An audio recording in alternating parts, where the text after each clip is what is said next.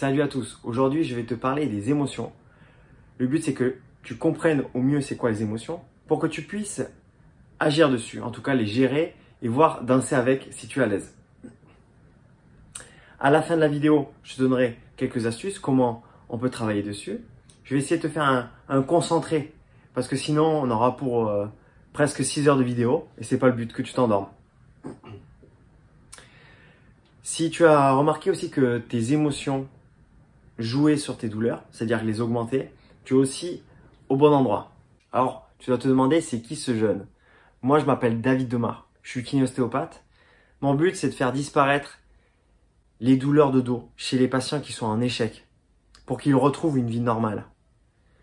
Je suis un peu comme le magicien, sauf que j'ai pas de chapeau ni de baguette magique, mais je donne mon maximum pour que les personnes retrouvent un bien-être physique et mental. Ton cerveau reçoit une tonne d'informations. À partir de là, il va trier par priorité ou importance, parce que c'est pas important de sentir les sensations de tes chaussettes dans ta chaussure, par exemple, mais c'est important si tu discutes avec quelqu'un. Toutes ces tonnes d'informations vont être triées dans ton cerveau, ils vont être interprétées. Ça va envoyer des courants électriques, de la biochimie, et tu vas recevoir du coup des signaux. À partir de là, tu peux avoir une interprétation par rapport à un événement qui va créer une émotion. Je vais développer au fur et à mesure. D'accord? Par exemple, quand tu as un stress, le stress c'est une peur, mais c'est juste qu'on a changé un peu le langage, le vocabulaire pour que ce soit peut-être plus agréable. Le stress, c'est-à-dire que si je mets un lion à côté de toi, d'accord? Théoriquement, tu vas avoir peur. Okay, tu vas avoir un stress qui va se créer. Le stress, c'est quoi?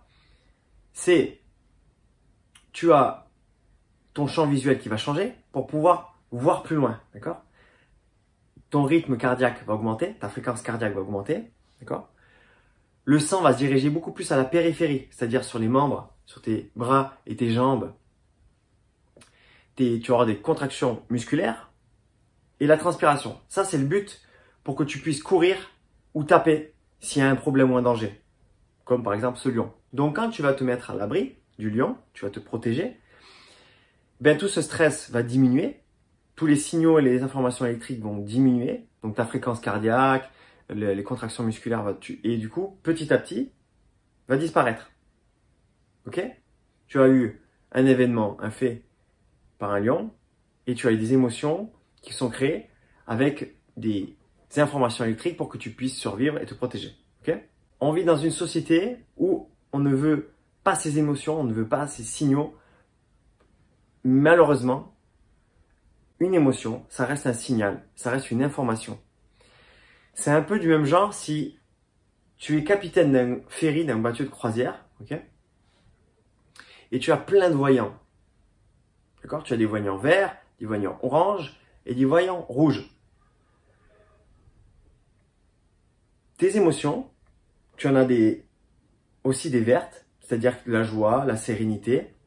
Tu as aussi des voyants orange et des voyants rouges qui sont des émotions désagréables, d'accord?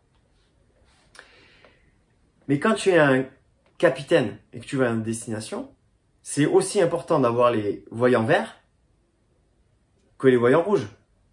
On est d'accord? Et c'est comme si tu demandais au capitaine de naviguer uniquement avec les voyants verts. Parce que notre société, on veut que les voyants verts, on veut que la sérénité, de la joie, l'allégresse, c'est bien. Mais les signaux rouges sont aussi importants. Donc c'est normal pour moi, en tout cas à titre personnel, c'est normal d'être en colère. Parce que des fois, on en a besoin. C'est normal d'avoir peur parce que tu as un lion, parce que tu as ton enfant qui s'approche d'une falaise. C'est normal. D'accord? On vit dans une société où tellement parfaite, ou en tout cas, on donne l'illusion que c'est parfait, qu'il y a des personnes qui vivent que dans ces voyants verts, mais ça, c'est des vendeurs de tapis, ça n'existe pas. Même la personne qui monte sur scène, même si ça fait 20 ans qu'elle monte sur scène, elle est stressée avant. Mais c'est peut-être grâce à ce stress qu'elle va être aussi performante. Cette personne, tu comprends? Donc, ce qui est important, c'est qu'il y a une émotion. Une émotion, c'est un signal que tu reçois via un stimuli externe, c'est-à-dire quelque chose que tu vois, que tu ressens, comme le lion par exemple, et tu as une humeur. L'humeur, c'est que tu n'as pas besoin de stimuli externe. Par exemple, je crois que ça nous est tous arrivé dans notre vie, moi le premier, c'est tu es en train de marcher ou tu es chez toi, alors que tout va bien, et là, tu ressens un vieux dossier pourri, d'une histoire qui t'a rendu triste ou même en colère, et là d'un coup tu te mets en colère, ou tu as peur, ou tu es triste, ou tu te mets à pleurer. Ça, c'est une humeur. Okay? Une émotion, c'est plus entre 1 et 10 minutes, parce que tu as une réaction par rapport à un événement. Par contre, quand elle dure dans le temps, et que tu n'as pas forcément de stimuli externe, donc d'événements qui te mettent dans cette humeur-là, ça s'appelle une humeur. Après, c'est pas le thème de la vidéo pour l'humeur, parce qu'on va se concentrer beaucoup plus sur les émotions. Mais une humeur, après, ça découle sur une identité. C'est-à-dire, souvent les personnes disent « Ah, mais cette personne, elle est souvent triste » ou « Elle est souvent colérique ». Ou même, toi-même, tu t'identifies comme une personne « Je suis quelqu'un de colérique » ou « Je suis quelqu'un de triste » ou de peureux ou d'angoissé. Okay? C'est pas le thème de la vidéo, mais on va se concentrer beaucoup plus sur les émotions. D'accord? C'est pour que tu comprennes. Alors, si on peut donner une origine, je mets entre guillemets, aux émotions, ça vient principalement de ce que tu perçois. Comment tu interprètes un événement ou un fait ou une situation. Alors là, il y a des personnes qui vont me dire alors là, je suis pas d'accord, c'est l'événement qui te crée l'émotion. Malheureusement, non. Si c'était vraiment le cas, pourquoi si par exemple je prends 100 personnes, voire 1000 personnes, allez, on prend 1000 personnes, il se passe un événement, n'importe lequel, tragique ou même humoristique ou quoi. Pourquoi, dans la salle, si c'était vraiment, en tout cas, l'événement qui crée l'émotion, pourquoi, sur un même événement, nous n'avons pas les mêmes émotions? Parce que nous n'avons pas les mêmes émotions, nous avons des interprétations, des perceptions différentes par rapport à l'événement qui se passe. C'est exactement ce qui se passe quand tu es en train de regarder un film, tu as la même scène, il y en a un qui va rigoler et il y en a un qui va pleurer à côté de toi. Parce que peut-être ça lui rappelle quelque chose dans son passé, parce que voilà, il y a forcément une raison. Mais on ne perçoit pas la même chose. Et c'est ce qui fait qu'on reçoit une émotion différente d'une personne à une autre. D'accord? Donc la deuxième pseudo-origine, c'est les croyances. Ce que toi, tu crois. D'accord? Par exemple, une femme qui dit « les hommes, c'est tous des cons ». Ok? Elle ne va pas avoir la même discussion, elle ne va pas parler de la même manière, en tout cas une femme, qu'avec un homme. On est d'accord? Et le fait qu'elle ne parle pas de la même manière, forcément, elle ne va pas avoir les mêmes émotions. D'accord? Parce qu'elle croit des choses différentes. Voilà, c'était pour te faire comprendre avec un exemple. J'espère que tu as compris. Donc, on va commencer par les émotions. Je vais te les citer et les faire comprendre une par une. Je ne vais pas rentrer dans les méga détails parce que sinon, on en a pour 6 heures de vidéo. D'accord? Mais quoi qu'il arrive, toute émotion, qu'elle soit agréable, désagréable, c'est normal de les vivre. D'accord? C'est normal d'avoir peur, c'est normal d'avoir des moments de honte, c'est normal d'avoir de ce genre de situation. Après, le but, c'est de travailler, de les comprendre pour que tu puisses être une force et pas un poids, tu vois. Toute émotion désagréable, c'est parce qu'on est focalisé. En tout cas, on perçoit beaucoup plus de pertes, beaucoup plus d'inconvénients par rapport à une situation. Par exemple, la colère, c'est quand ça se passe pas comme tu le souhaites, pas comme prévu. Soit parce que tu vas perdre quelque chose dans le présent ou dans le futur, et du coup, ça te met en colère. Par exemple, ton boss qui veut exactement que tu fasses ça, et tu le fais pas, tu respectes pas sa règle, il peut se mettre en colère. Est-ce que c'est pardonnable qu'il se mette en colère parce que t'as pas vraiment fait ce qu'il faut? Pas forcément, mais ça peut expliquer sa colère. Par exemple, si tu demandes si tu as telle règle dans un couple, c'est-à-dire par exemple tu désires pas qu'on te crie dessus et que la personne dans ton environnement, tes amis ou dans ton couple, on te crie dessus pour t'expliquer quelque chose, tu risques de te mettre en colère parce qu'on ne respecte pas ta règle. En tout cas, ça ne se passe pas comme toi tu le souhaites. Donc maintenant, on va parler de la peur. La peur, c'est quand tu perçois, en tout cas, plus de pertes aujourd'hui ou demain, en tout cas, ou beaucoup plus d'inconvénients. La peur, il y en a plein de formes. Il y a la peur de l'échec, la peur de réussir même, la peur d'être rejeté, d'être abandonné. Par exemple, on s'est baladé avec mon fils hier et j'ai eu peur parce qu'il y avait une grande flaque énorme et j'avais peur qu'il tombe dedans alors qu'il était à côté. Mais qu'est-ce que j'en sais qu'il allait tomber dedans? J'ai eu un coup de peur parce que je me suis dit, parce que j'étais en train de projeter qu'il était en train de tomber dedans et que du coup j'allais galérer à le changer, tout ça. Mais j'en sais rien en fait. Dans la grande majorité des cas, nos peurs, on n'en sait rien. Et puis même, si elles se passaient, en tout cas, prépare-toi. C'est bien de se préparer en tout cas au maximum pour que si elle arrivait. Mais qu'est-ce que t'en sais au final? Et puis, je vais pas rentrer dans les détails, mais imagine que le scénario pire, le pire des pires arrivait. Est-ce que c'est pas quand les gens, ils ont échoué, ils ont raté des gros projets qu'ils ont réussi? Plein de personnes ont réussi après des gros échecs. Il y a toujours des leçons. Combien de personnes se sont fait tromper et ont rencontré l'amour de leur vie après? Moi, je sais pas, alors sur le coup, c'est sûr, ça fait souffrir. Ça, je suis d'accord. Mais par contre, je suis limite content d'être trompé direct d'une relation parce que je sais que peut-être elle ne me correspond pas ou en tout cas, je ne correspond pas et peut-être c'est grâce à elle que je vais rencontrer une personne qui me correspond 100 fois plus en fait. Tu vois ce que je veux dire? Il y a la tristesse. La tristesse, c'est quand on perd quelque chose. Donc, par exemple, moi, j'ai perdu mon père il n'y a pas longtemps. Donc, certes, j'ai été triste au début. Mais je suis toujours convaincu qu'on peut transformer cette tristesse. Parce que j'ai envie de rendre encore fier mon père de moi.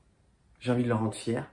J'ai envie de le prouver que je suis encore capable de faire des choses. Et je pense que c'est la plus belle manière de l'honorer en tout cas. Donc moi je vois les choses comme ça. Et je pense qu'on peut tous y arriver petit à petit à faire ça. D'accord?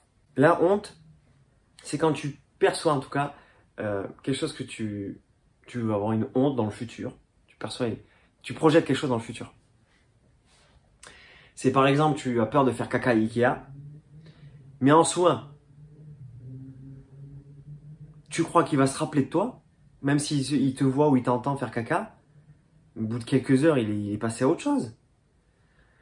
Et puis même, si tu lui dis, imaginons que tu lui montres direct ta vulnérabilité, tu lui montres ta faiblesse, tu lui dis, écoute, j'ai eu honte de faire caca, je suis arrivé, voilà, j'avais envie de te dire ça.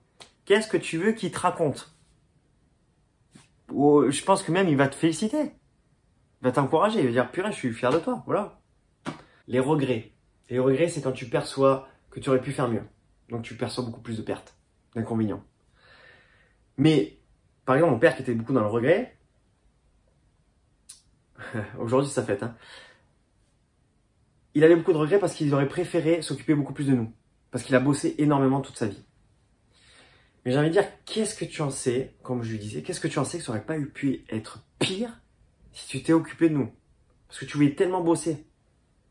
Tu t'aurais même peut-être, je sais pas, tu n'aurais peut-être créé beaucoup plus, tu vois. Tu aurais été même pas content parce que tu voulais bosser. Et en plus de ça, mes sœurs qui ont repris la société, mais c'est un super avantage. S'il n'avait pas fait tout ça, elle aurait pas la société, elle aurait pas ce rôle important comme elles ont envie de le rendre fier de lui et de continuer à faire croître la société, la faire grandir, évoluer. Donc en fait, on n'en sait rien. Et quand on en sait, le fait qu'on a énormément de regrets, on voit pas tout ce qui se passe et tous les avantages qu'il y a autour en fait. Ok, j'ai été résumé au mieux les émotions. Je vais te faire comprendre pourquoi on est programmé en fait à voir les inconvénients. Nos ancêtres, les Homo sapiens, quand ils se baladaient, c'était humain et normal de voir, quand ils voyaient en tout cas une branche d'arbre, savoir si c'était vraiment une branche d'arbre ou un serpent. Et en fait, en voyant les inconvénients comme ça a permis de survivre en fait. Et c'est pour ça qu'on est très fort pour voir énormément tous les inconvénients et critiquer. On est les champions du monde de ça. Par contre, avec un peu d'entraînement et de répétition et de rigueur, tu peux te programmer à voir les avantages sur toi et autour de toi. Et surtout dans le long terme. D'accord? Parce que si tu vises long terme, c'est quoi rater? C'est quoi se faire échouer sur un truc? Tu vois ce que je veux dire? Parce que combien de personnes qui se sont fait licencier, ils ont retrouvé leur job qui correspondait même 100 fois plus, ou même mieux. Combien de personnes qui ont eu un refus de crédit ont retrouvé une maison qui correspondait mais 100 fois mieux. Combien de personnes se sont fait tromper à rencontrer l'amour de leur vie après? Combien de personnes, ils ont eu un accident très grave et du coup ils profitent 100 fois plus de leur vie après? Combien de personnes qui ont eu un cancer profitent en tout cas beaucoup plus de la vie après? Pour moi, il y a toujours des avantages, des opportunités, des leçons à tirer dans toute situation. Donc certes, c'est pas évident de les trouver. Des fois, n'hésite pas à te faire accompagner par un professionnel. Ils sont là pour ça. On est là pour ça. Je suis là pour ça. D'accord? Mais maintenant, j'aimerais que dans ta vie, quand il se passe quelque chose, ou même dans ton passé, d'accord, que tu trouves des avantages, des leçons, des apprentissages pour toi, pour ton entourage et sur le long terme. Parce que quand tu vises long terme, c'est normal de rater. C'est normal d'avoir un problème. C'est normal d'être challengé. Tu comprends? La pire erreur, je pense, à l'être humain, c'est de croire qu'on ne devrait pas avoir de problème pour être heureux. Mais c'est pas possible. Et donc certes, je l'entends, il y a des personnes qui ont des plus gros problèmes que d'autres, je le sais. Je l'entends et je comprends la souffrance. Mais je reste toujours persuadé qu'avec du travail, de l'entraînement, on peut transformer des choses. Et à titre personnel, c'est quand j'ai été le plus fier de moi. C'est après des challenges, des grosses souffrances. C'est quand j'ai bataillé. C'est pas quand ça a été facile et ça a été donné que je suis fier de moi. Tu comprends ce que je veux dire? Donc maintenant, passe à l'action. Travaille-y, n'hésite pas à prendre un papier, un stylo si tu as besoin. Et te faire entourer. Surtout, te faire entourer si tu en as besoin. D'accord? Bon, parlons un peu de sérieux. Mets-moi un petit pouce bleu. Ça permettra d'aider d'autres personnes. Parce que moi, j'ai pris énormément de plaisir à faire cette vidéo, à te donner ce contenu pour que ça puisse t'aider. Mais avec un petit pouce bleu, c'est un geste tout simple, ça permet d'aider d'autres personnes, tu comprends? Et bien sûr, si tu veux avoir d'autres vidéos plus rapidement, n'hésite pas à t'abonner. Je te souhaite de passer une excellente journée. Ah, j'ai failli oublier. Allez, ciao!